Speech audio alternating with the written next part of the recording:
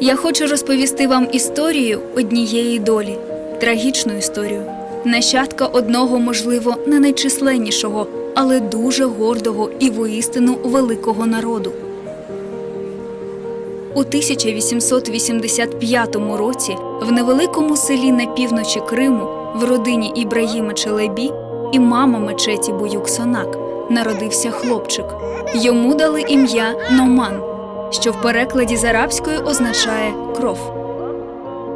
Номан був дуже допитливий і тяжів до знань. Закінчивши сільську школу, він відправився здобувати освіту в медресе Акчора, а потім і в Зинджирлу-медресі, розташованому в Салатчику в передмісті Бахчисарая, найстарішому навчальному закладі, заснованому ще в 1500 році ханом Менглі Гіраєм І.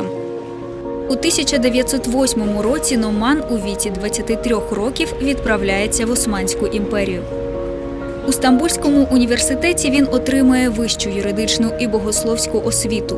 Тут же він знайомиться зі своїм майбутнім соратником і найвідданішим другом Джафером Сейдаметом. Паралельно з навчанням вони створюють товариство кримськотатарської учнівської молоді, члени якого створюють газету, публікують патріотичні вірші, розповіді, статті на історичну і політичну тематику, яку поширюють в Криму. Вони мріють про свободу Криму від російського гноблення. Такий шанс з'являється після лютневої революції 1917 року. А поки Номан і Джафер займаються агітацією за вихід з падаючої Російської імперії, формуванням місцевих органів влади.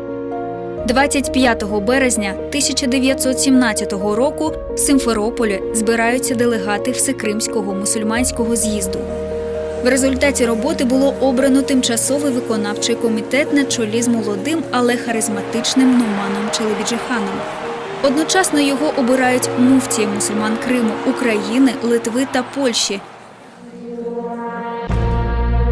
Кримські татари виступають проти жовтневого перевороту на чолі з Леніним. Газета «Міллет» закликає на боротьбу з більшовизмом, щоб не допустити проникнення до Криму більшовицьких і анархістських загонів. Загроза окупації стає все реальнішою. Номан Челебіджихан з розрізнених частин формує армію, до лав якої вступають 80% військових Криму. А 26 листопада відкриває в Бахчисараї перший Курултай кримськотатарського народу.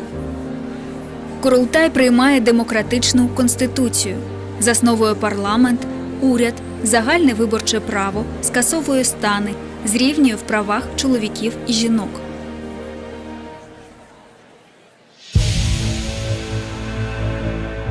У січні 1918 року більшовики захоплюють Крим.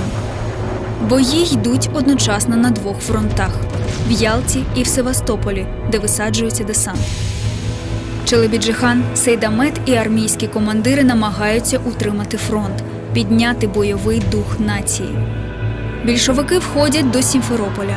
Номан, розуміючи, що його можуть заарештувати, сподівається на краще і не залишає Крим. Дива не відбувається. Більшовики затримують Номана і відправляють до Севастопольської в'язниці. 23 лютого 1918 року першого президента Криму, муфтія України, Литви і Польщі Номана Челебіджихана розстрілюють, а тіло викидають в Чорне море. «Я поклявся, я дав слово померти за свій народ», – писав Номан.